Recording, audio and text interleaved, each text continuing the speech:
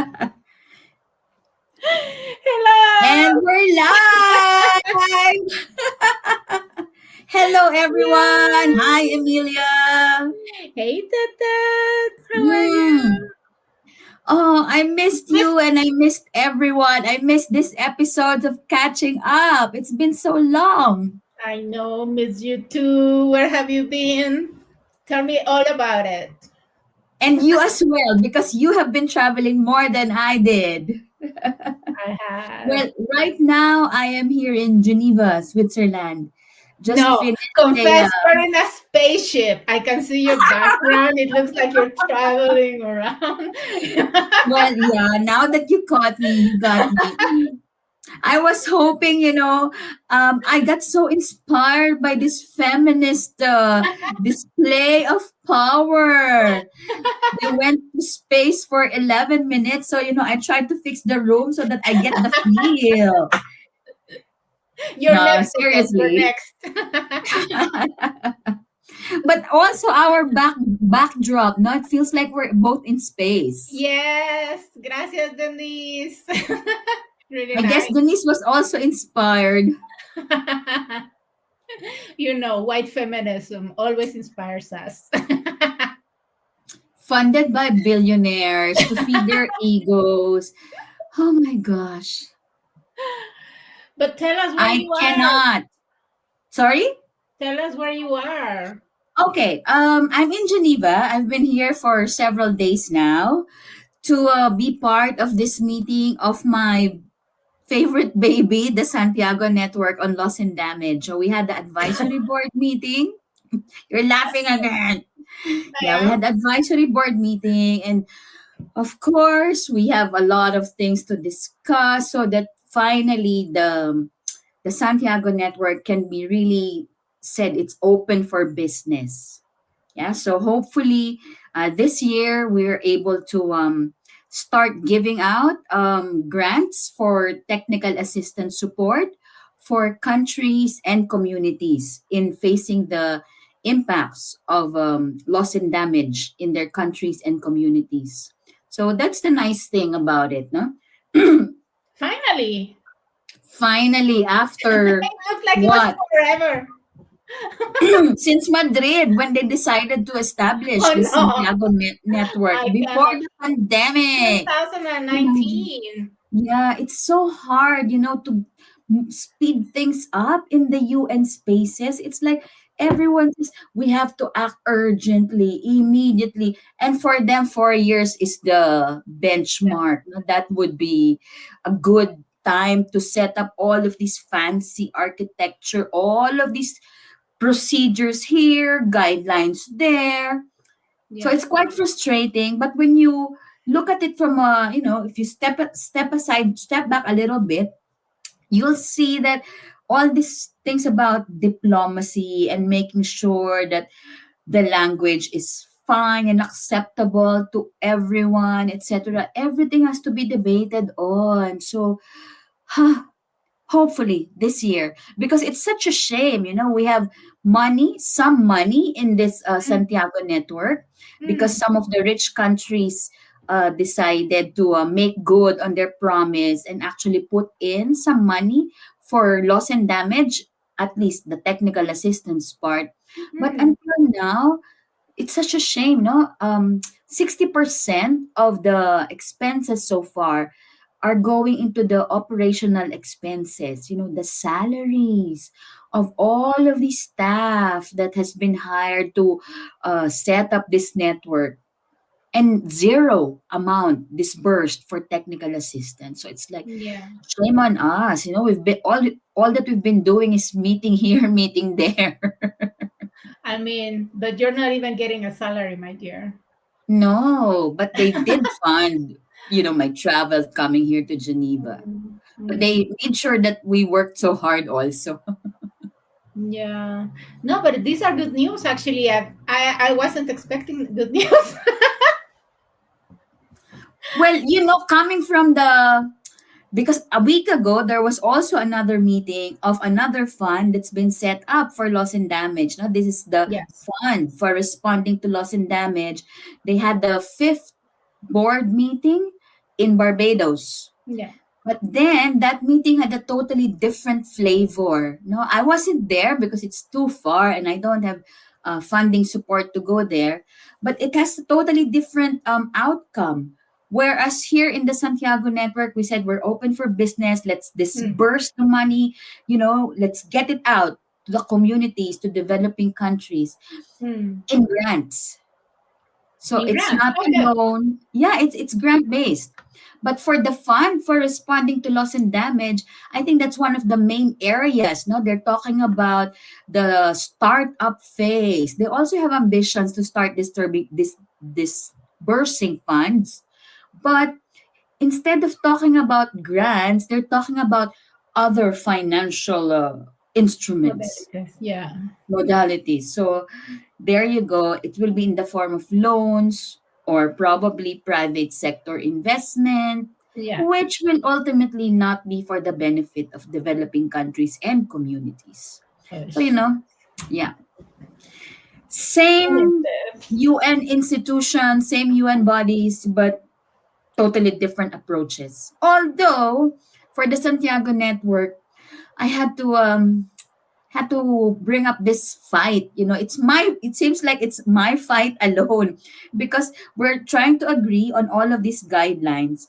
um but the political messaging is gone. They said Mm. sources of funds would be bilateral donors, governments, philanthropies, big organizations, private sector. So I raised my flag and I said, let's not forget, that Santiago Network is part of the whole climate finance landscape. And if Mm. we're going to go by what's been agreed in all of those UN conferences, climate finance is primarily a responsibility of developed countries to provide new, additional, predictable, adequate, etc., etc. That should not be lost on us, as you talk about other sources of funds. But surprisingly, none of the developing country representatives who were there picked up on that point. No. So they said they were open to other sources of funds. So I said, what the? This was not how it's going to be like. No, it's not how it's supposed to be like. Because I remember in Baku, we were really pushing and demanding that it's supposed to be public funds provided by rich countries as part of their contribution for all the mess that they did. I've been speaking a lot. No, but we Sorry. lost. We lost in Baku. That's also very depressing. So, Yeah. and we lost because the NCQG, what is that? The new collective quantifiable climate finance goal was imposed by developed countries with the most horrible language, and we keep on insisting that that really dismantle the possibilities of the UNFCCC at all. Not only climate finance, let alone we're not going to have money for climate action in the next 10 years. Mm. They really went deep into stabbing the UNFCCC with that document. So I think developing countries know what they did, they know what they approved. And so they I don't think they're brave enough to say anything now in public about it.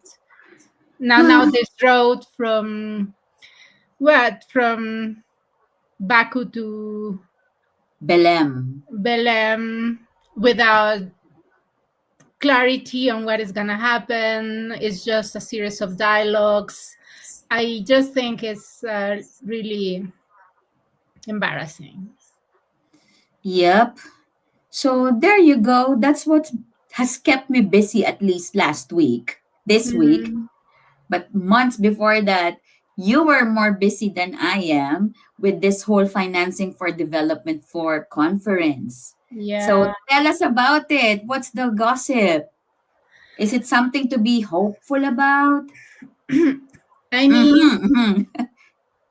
I find it interesting that so many people say that they are so into FFD, that this is the conference of the year, that they are such experts on this thing, and they're briefing everybody about it. But the real negotiations just happened, and the sessions were empty. Like, Mm-hmm. I was like, where's all these people working on FFD? I was really shocked. I was really surprised. And therefore, the countries went into the reading of line by line document. They had the first draft. They went into a reading of line by line, and now we have a compilation text of all of the inputs that governments did. Civil society is just monitoring from the outside. Mm-hmm. And now we will have another session, the FFD forum in The at fourth the preparatory committee. no. First is the FFD forum that will happen at the end of this month, and then the prepcom. So it's 2 days of forum, well, 1 day and a half of the forum, then 2 days of the prepcom, and then we break, and then we go for intersessional discussions that will also be reading line by line, Mm-hmm.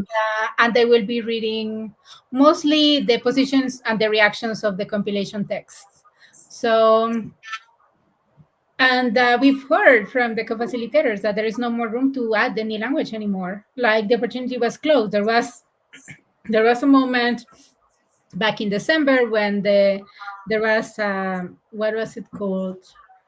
I cannot even remember. My brain is not working. But anyway, like a compilation of inputs of main topics, Elements paper. the elements paper, and Yes. then they went into the zero draft, and then there was possibility to input in the first draft, and now the window is closed, so they're really gonna just tie up what is in the document already, the reactions of the compilation text. There were some redrafting and additions by member states, and from then it will be just really to find points of consensus in agendas that are not so contended, Mm-hmm. and really to find which ones will be the key points to take into Sevilla. And it is the expectation of the co-facilitators and the co-chairs that the negotiations are done before going into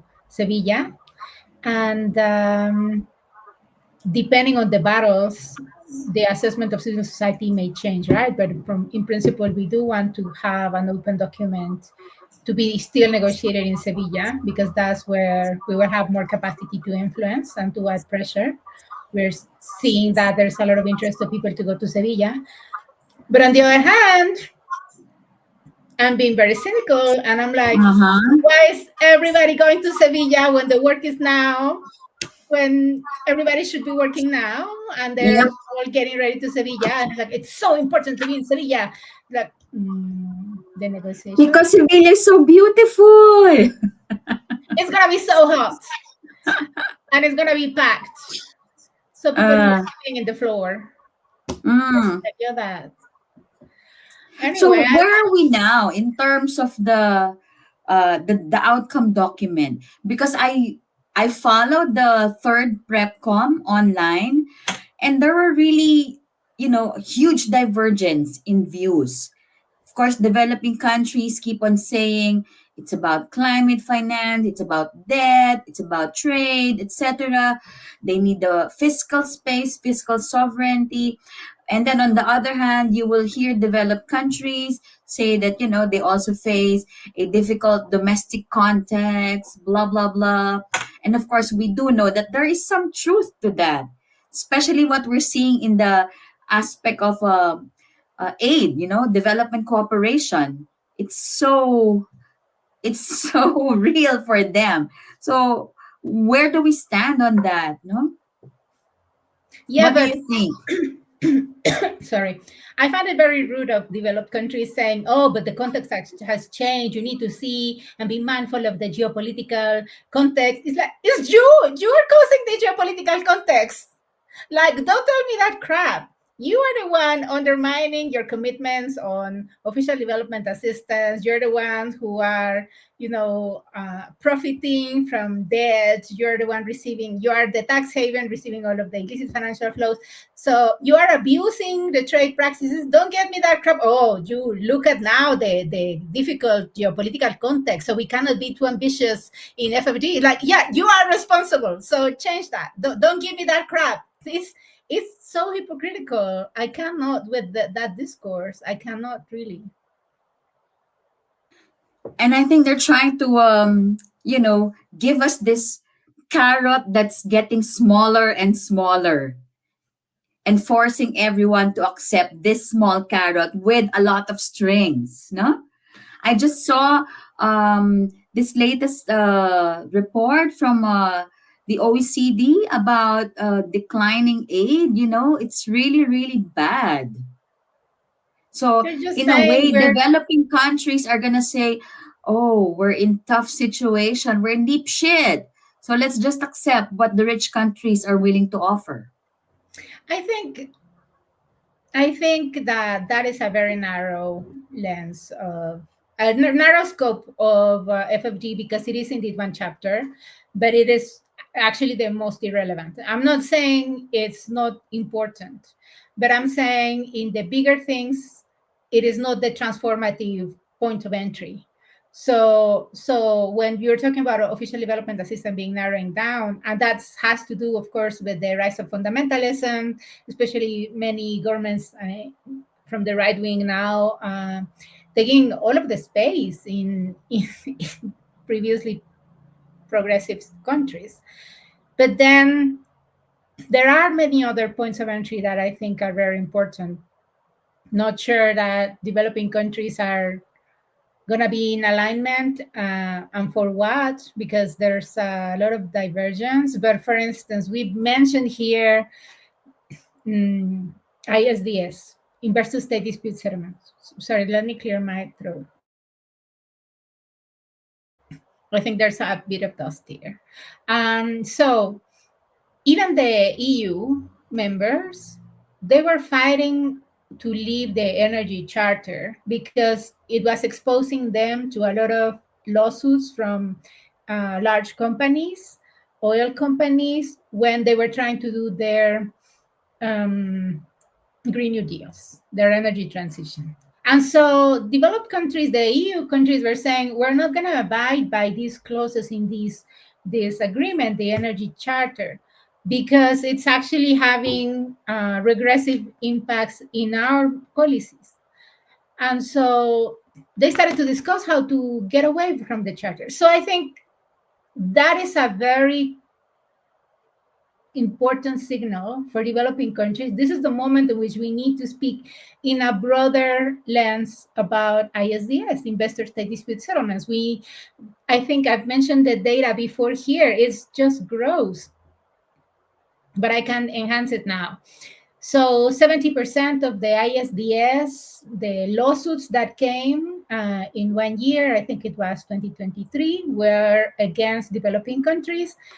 Those 70, no, but not only developing countries, but on environmental issues. So developing countries who were trying to abide by their environmental and climate commitments were being sued by companies. So the new data that I have is 92% of those companies were oil and gas companies based in the global north. Whoa. It's grotesque. Grotesque. But then, so to me, it makes sense. Like, to me, it seems like a low hanging fruit. That even if developed countries are being sued by all of these fossil and oil companies, and if developed countries are also being sued by the same companies, and they're trying to at least deliver to the outside world their commitments, then it makes sense that this is a very small paragraph, that they can address to regulate better, to withdraw from the clauses that are harmful from social, environmental, and human rights impacts, that there is a transition out, that the trade agreements be more mindful in those clauses until we eliminate those clauses. It can even be done gradually if you don't want to be Emilia and say, out with their heads now. I mean, Be gentle. yeah, you can't do that. So I'm wondering why, what would be the points of entry of developing countries in Mm, getting together? We're still seeing that there's a lot of dialogue amongst them about what are going to be their priorities, and of course the bigger tensions we know, as you say, there's the debt. Each chapter has a major tension, but to me there are also technical points of entry that should be to the benefit of all. And so I don't see where why that's not going to happen if there's a possibility that even there can be a political agreement. No, so that those mhm. are also concerns of mine, not only the bigger fights, which for sure have my own solidarity and I will push for all of them, but I also think that each chapter has things that should be won if there is a political discussion and agreement, and it's too early to know what are the conversations that are happening. We're not having access to those conversations of the blocks negotiating within, but I hope some of the things, like I'm saying, come open in the negotiation. I have a question. Maybe it's also a question of, our friends who follow us with our episodes.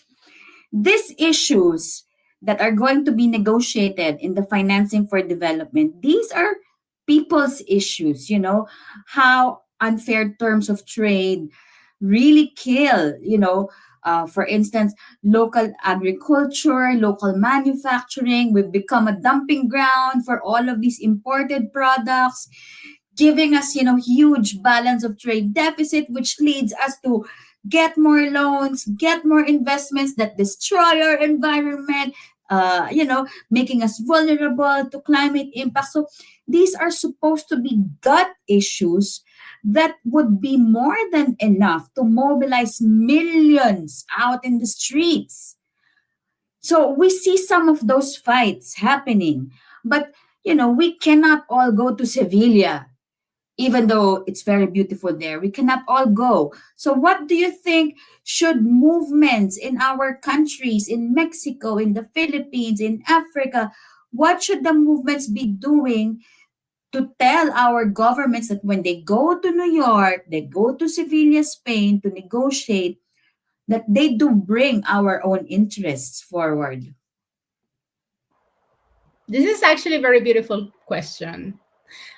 And there are people who are on it, like amazing Lily Nakpil, amazing Tasnim Aesop, amazing Mina Raman, amazing Asa Reman, and many others who are behind these type of initiatives and are calling for many social movements and groups and networks around the world to mobilize around key moments in the year that are related to these type of conversations. So we will be informing people, and hopefully we will have a special with the Spice Girls and try to join efforts there. I know many global campaigns are adding their arms on that, but Yep. just how there are four movements that they're advancing so far. One of them is Sevilla. One of them is FFD. It's not Sevilla precisely. One of them is in FFD. The other is around the GA, the General Yeah, Assembly meetings. UNGA. Yeah. Yeah, Mm-hmm. the meetings in that happen in the week of action around many key agendas. The third is around the annual meetings of the World Bank Yeah. and the IMF IMF World in Bank autumn. annual meetings. Mm-hmm. And the And final the one, fourth, you know, yeah, the Belém COP climate climate. conference. Yes. Yeah, and So I the think we will idea, all be sleeping on the boats there, no?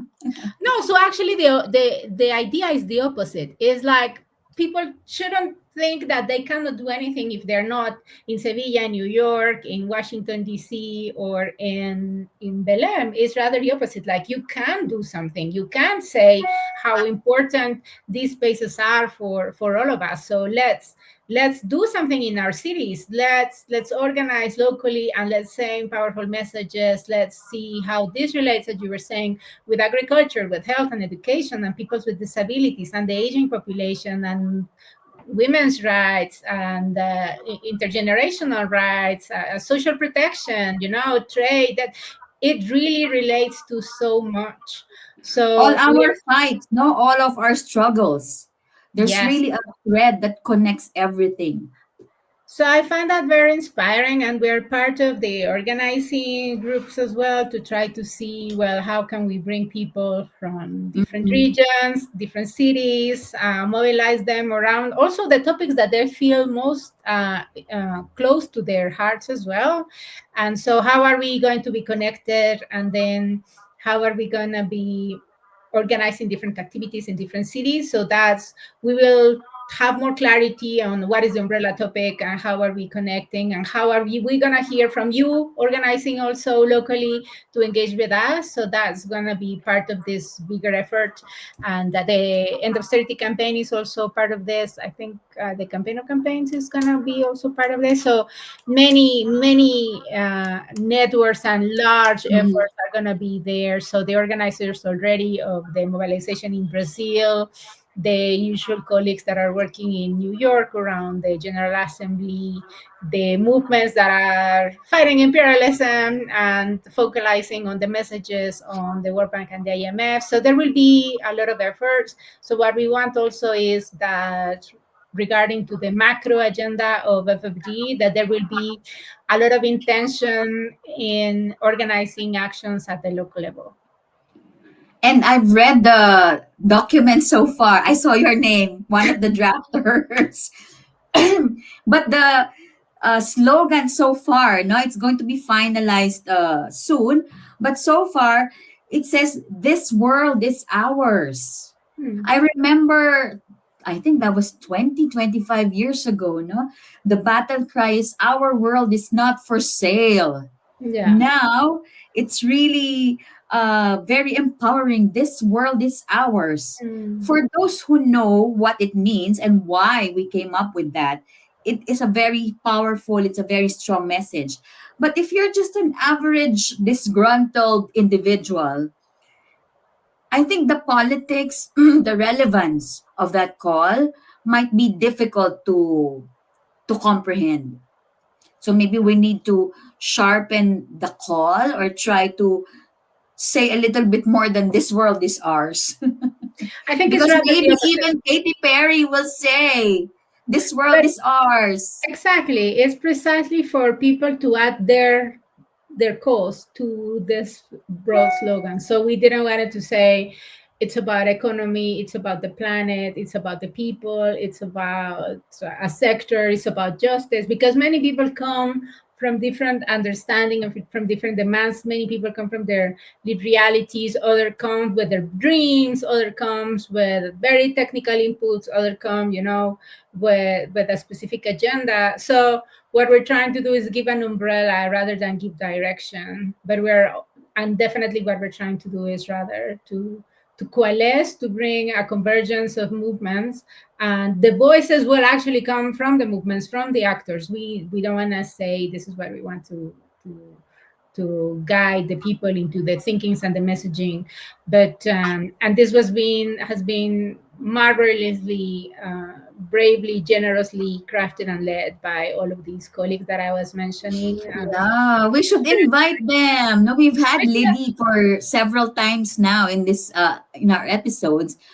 Have we had Tasneem I don't think so. We should invite Taz. and Mina? Mina, yeah, I know.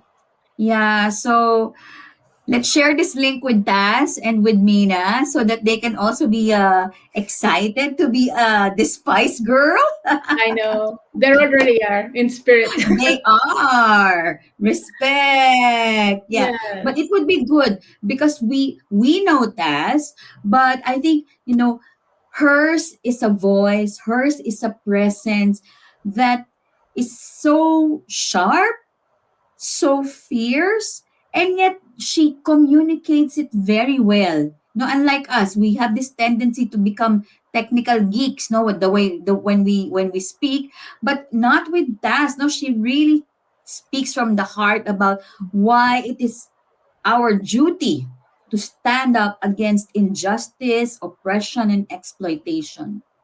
Why there's a need for a real system change. Yeah, Oh my great. gosh, we're a Tasneem fan.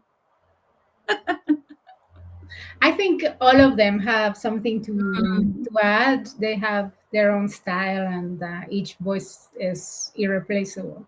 Definitely. Yeah. We got so excited. It's We already did. 30 minutes. Yeah.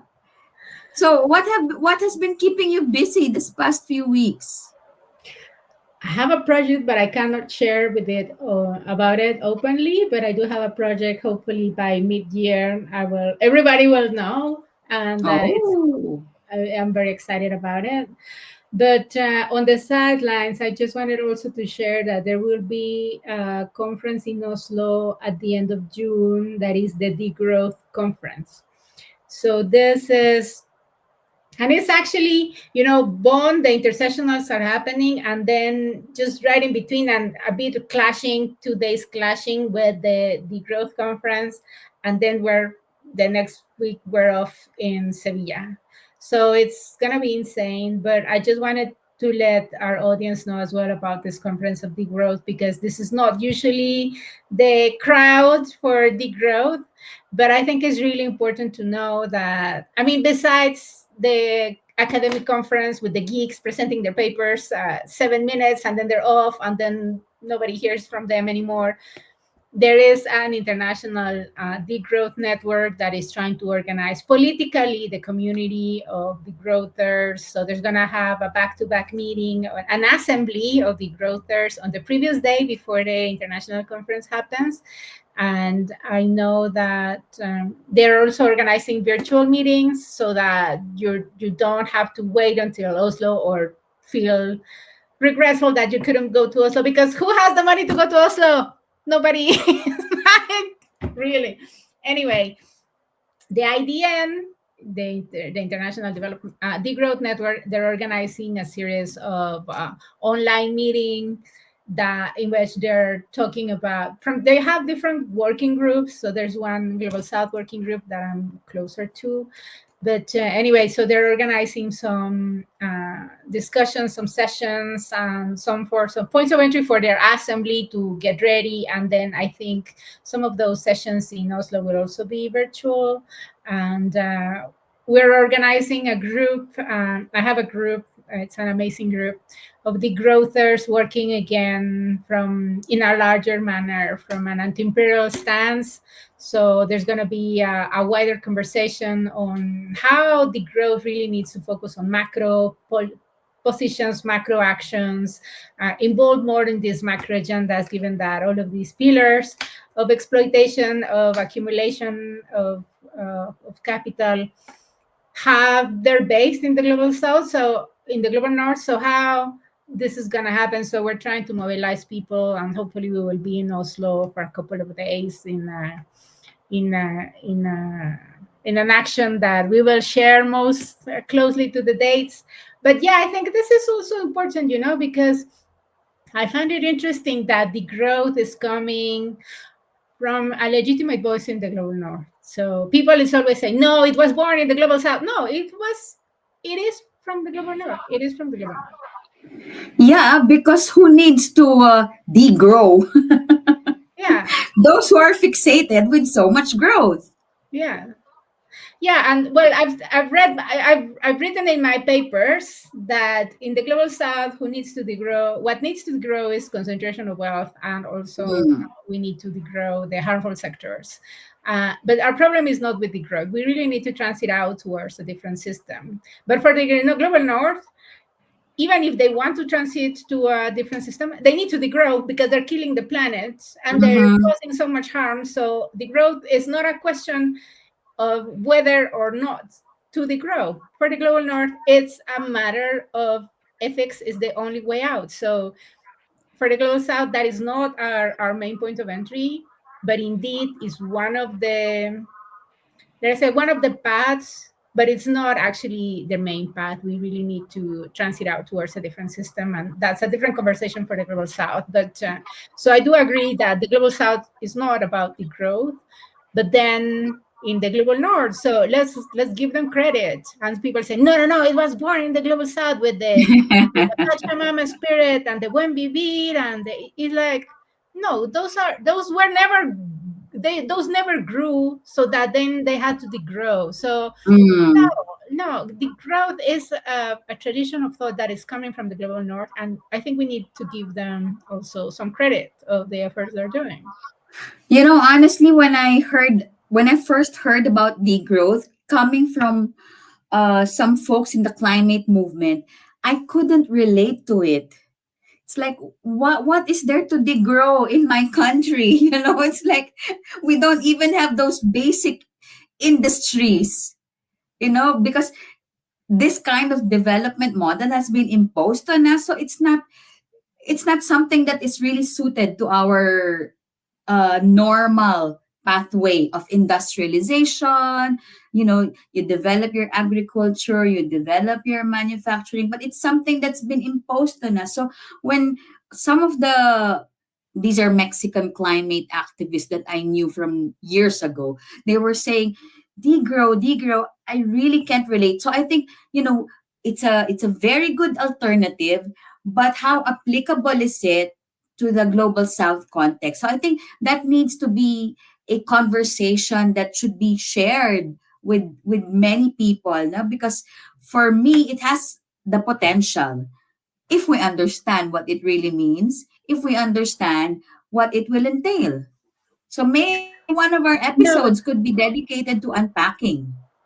we can do that because actually Philippines would benefit from the growth because it has millionaires, so we need them to degrow. So we do have points of entry that in the global south that need to degrow for sure. Mm-hmm. We need to degrow the harmful sectors, as I was saying. So it's not something that only pertains to the global north. What it is true is that the causes of the accumulation and appropriation are coming from the global north. So it is not that we solely can do that, and even also global north countries individually they cannot do that, but they're more powerful in the possibility of their economies depending on which country. The US, it's a separate thing, but Australia, New Zealand, they can do a lot, and the EU Uh-huh. is blocking themselves. Very complicated, very opaque, very untransparent, very, very undemocratic, very violent. But anyway, all of those are violence. But my point is that indeed, you are right. We need to unpack what does that mean. But it is also true that it is an economic system imposed on us, the neoliberal system, although our governments are very much aligned to that neoliberal economy. And I find it very interesting because, I mean, we haven't discussed the current geopolitical context. Oh yeah. I Oh find it yeah. fascinating that, I mean, we're all about sovereignty, self sufficiency, autonomy from the global south, and finding solutions for groups of population, South South cooperation, South South alliance. And now, even those countries and even those even say realpolitik analysts, they're not Mm-hmm. realizing that's the only choice. They need to diversify their alliances. They need to seek out to lesser their dependency. They need to ensure at least some self-sufficiency internally, some degree of autonomy, or sub-regional alliances. So I find it fascinating. It's like we've been saying that all along. Thank you very much. Because now it's become real, it's there's a personification to all of these things, because when we talk about it, it seems quite abstract, but now we read about it in the newspapers, on social media, you know one crazy guy says, I'm going to slap tariffs on you and you and you and you and everybody else. And everyone, just scrambles. What do we do about this? How are we going to cope? Is it to retaliate? I've seen those TikTok videos. Have you seen those about how the Chinese factories are saying all of these luxury brands are just ripping you off, because we produce it very cheap with Chinese cheap labor. So as a form of retaliation, it's become a trade war that we see on social media. I know it's fascinating. I mean, the role of China in this debate is just madness. And I think it's really unveiling the image that many people had out of prejudice, out of just ignorance, and very much caught in the propaganda. And now it's been fascinating that the supposed harm that these tariffs are gonna impact in China is like, I read that there was this meeting of risk assessment amongst the major decision makers in China. It was before Trump, but they knew that Trump was coming, and they did an estimation of what if insane tariffs come. They had many things figured out, not only tariffs but many other scenarios. And I think the risk that was going to be brought by the US, even in a Trump administration, was about in the number 14th of the risk. It wasn't even in the number 10. It's like, we got that covered. We have other things that we need to worry about. So now, yeah, it's fascinating. Yeah, it's like, yeah, yeah, yeah. We know about it. Moving on. I mean, no, but let me tell you other thing that is really worrisome. It's actually is the Western countries, the imperial powers that are getting ready for war, that have all of Mm, this bellicist discourse, that are really, when we were started this conversation at the beginning of this episode, you were saying how ODA, official development assistance, has been reduced to developing countries. All of these programs, not only by USA, but really yeah. across Mm-hmm. the developed countries. And why is that? Because they're shifting the expenses, their budgets, to defense, to military armament, the industry of surveillance. And so it is really dire to hear also the political propaganda and how people are getting caught up in those discourses about, well, it's about our safety, so we need to invest in arms and weapons, so what can we do, so our government has no way out, so the EU needs to arm itself and prepare for another war. It's like, are you listening to yourself? This is madness. And so I am worried about that. I am worried again Yeah. about the Western countries. To me, this is not a crazy thing by an orange guy. Literally, the alliance of Western countries is what bothers me, what worries me. And Mm. I think that requires a big conversation amongst civil society and movements, especially in the global north again, because what is happening and why there is this passivity or even this paralysis, or they're trying to just fix their immediate realities without having this bigger analysis in which the entire country will be affected, the entire world will be affected in the end. It's like everyone is now getting caught up looking inwards, no, and failing to see that there's a genocide happening at full blast.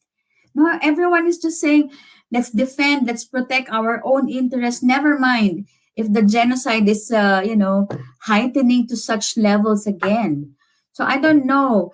It's really, And I'm so glad you're bringing the Palestine yeah. genocide, Mm-hmm. because all of this paranoia on war is because they're saying, oh, we are not safe. And it's like, there is a population now that is not safe, that is the victims of genocide, that your weaponry, that your political Mm-hmm. governments positions are supporting, that your countries are sending money. And so the military industry is benefiting from this. You are actively participating in genocide, so don't tell me that you're feeling unsafe. It's irrational. It's madness. A lot of the hypocrisy of Western countries, no?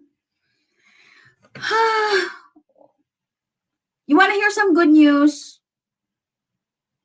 Yeah, Yes, I think everyone deserves some good please. news. Yes. Well, the big thing in the Philippines a couple of weeks ago, the former president was arrested by the International Criminal Court. You know, former President Rodrigo Duterte is now behind bars in The Hague, awaiting trial in September for crimes against humanity.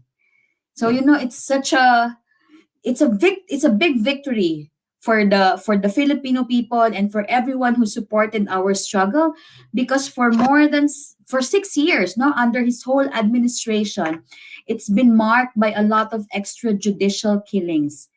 So there are different estimates, but they're saying it's about 30,000.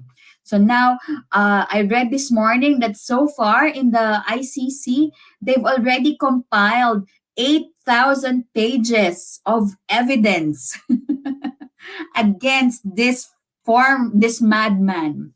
And so it's dividing the country still, because they have a lot of resources. So it's now really a massive campaign of disinformation and misinformation.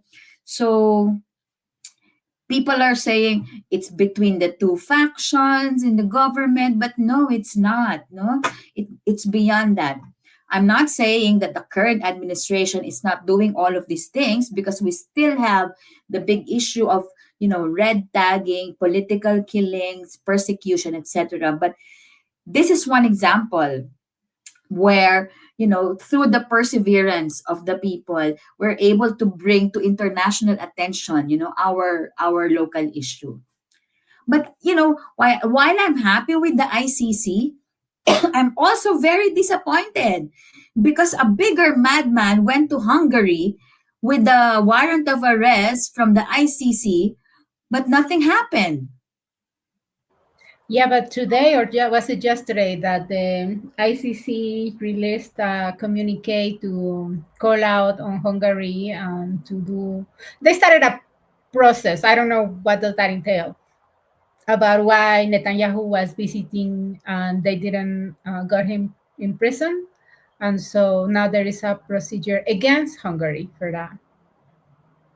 At least, I mean, I know we can be as disappointed as, because the real genocide is happening in front of our eyes, but at least that is something that there is a relentlessness as well from this type of voices. And that is very important in a moment like this, in which multilateralism has been dismantled to serve the purposes of this imperialist project. So we win some, we lose big time, but we live to That's it. fight another day. I don't want to be an optimist, but at least pragmatic enough to know that there are some victories that really need to be lifted up, because this Yeah. is not just one victory, but the result of years and years of blood, sweat, and tears. Yeah, and I was also thinking, people reached out to me to say we need to talk about the consequences of what is happening, the shrinking space of civil society, but really, what is there for us moving forward in advocacy. And I think a lot of that has to do with us being cautious and us being realistic, but also maintaining our dreams. I mean, there is no other way. But I've heard that many people are now even having travel bans from and to the US. Like those organizations that have foreign staff in the US, they're saying for the next 4 years, you're not going to travel at all, because there is a lot of risk. We don't know what's going to happen to you in the border, either coming out or coming in. So we don't have the capacity. We don't know what is going to happen. Everything is so uncertain. Also, it's not that we have clarity on institutional procedures. It's precisely the opposite. So people in organizations within the US, they're saying you're not allowed to come out. for the next 4 years. And then the same applies from people from the outside world that have been vocal, that have been fighting very actively on many causes, especially the genocide in Palestine, denouncing it and being very active in promoting actions. But also now it can be just your opinion on the current administration and the many things that they're doing. So they're tracking your social media, your entrance can be jeopardized at any moment. So there is also a sense of unsafety, which is grounded on facts. And so people is also making that assessment, like, are we going to engage in advocacy of any sort or movement building that relates to this global solidarity in anything that respects process that is happening within the US. And that includes the UN, and that includes the World Bank and the IMF, which is insane. And this is just the beginning of an administration. I think it's more month 4, 5. I mean, I cannot. I It cannot. feels like it's been forever, no? But it's Yeah. still very new, no, in Yeah. that sense. I was supposed to have a meeting with another organization that I'm a part of the board. So we decided, we would not take the risk of having us brown, black people travel to the US for a meeting because we do not know what will happen. And there's also no possibility that from their side, they would travel outside of the US because they also don't know. So people are really like, okay, let's go back to virtual mode of communication nowadays. No, because unless and until there's more clarity on where this is all headed to, we can't be exposing people. Not even US citizens themselves are at a very great risk, no? So if they themselves are at risk, how much more for people like us? Tete, outside of the UN venue, the UN building, the headquarters in New York during CSW, the Commission of the Status of Women, that just took place, outside of the UN, there were 2 cars of ICE parked during those 2 weeks. It's really meant to scare people away, no? Can you believe that? It's unbelievable. Unbelievable. So It's there was, harassment. yeah, plain and simple. But Yeah, are you willing to take that risk? that's Like the thing. they're going to build more prisons outside the US Yeah. because they anticipate, no? Oh my gosh. It's And an industry. I also want to be cautious on this because I know that there are people who are really in a big risk. For instance, we come with our letter saying, I'm going to attend this UN meeting or the World Bank and the IMF. I mean, how much neoliberal can it get? Like, even if we're there to challenge and to strategize and to be in solidarity with movements, etc., and we're trying to influence the outcomes in the case of the UN, in the case of the World Bank and the IMF. I mean, it's a lost cause, forget it. But we're still trying to make a presence, denouncing everything, the austerity measures, the governance, everything. But then, I mean, we come with those letters, we come with their UN badges. What about those people who are really have been on the forefront of many struggles and they don't have that? And that's where it gets, I think, more real. I'm not saying our situation of our organizations are not. I just also want to recognize those that are in the forefront of many battles and that are facing those risks, or even migrants. I mean, let's not, they're doing a very important fight on their own. And so these are very dire times. And I think the assessment is just, it needs to go through all of those layers. I was speaking with one indigenous friend here also who attended the meeting that I just attended. So I said, "Oh, the UN Permanent Forum on Indigenous Peoples is happening. No? Do you think our indigenous brothers and sisters will be coming to New York for the UN still?" And then he told me, and I was almost embarrassed that I asked that question. He said, "You know, Tete, indigenous peoples, we our descendants, our ancestors are fighters. It's like we will not back down. So, yes, our brothers and sisters, indigenous, will still be going to that space. They will still occupy that space because it's important that they are not further invisibilized. They're already being tokenized in terms of their participation in all of these official spaces. So, they don't want to become invisible. So, they would take that risk. So, it's like, oh, I'm so sorry I asked that. No, I hear you. I mean, I'm so glad, and that's that's what I was saying. I mean, we need to be realistic, but we also need to be hopeful, and we know that there is no backing down. We need to keep on raising our voices, and each space offers different type of challenges.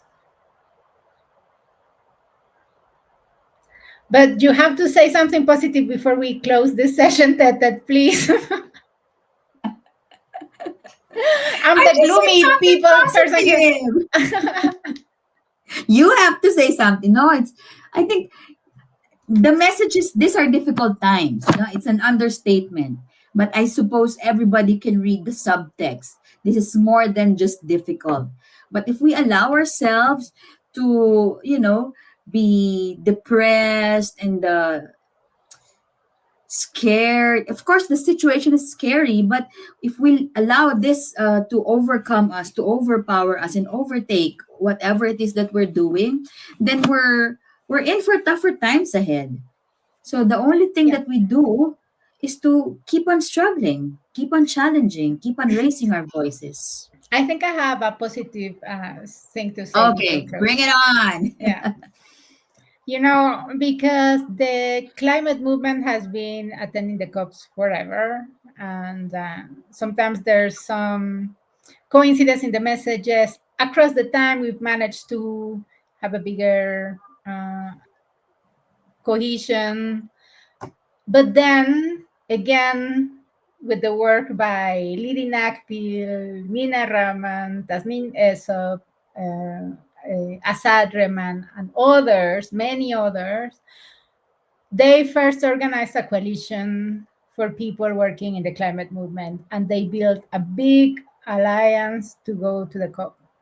And that was an experiment, and actually it worked. So we got all sorts of actors in the climate arena in action under a common umbrella. And that developed into the effort of this year in having a big umbrella for all sorts of movements globally. Not only the climate movement, that at the time was chaos, and then they reined in and said, okay, let's all pull together, let's see how this goes. And now they say, oh, this is actually quite easy. We can do it globally.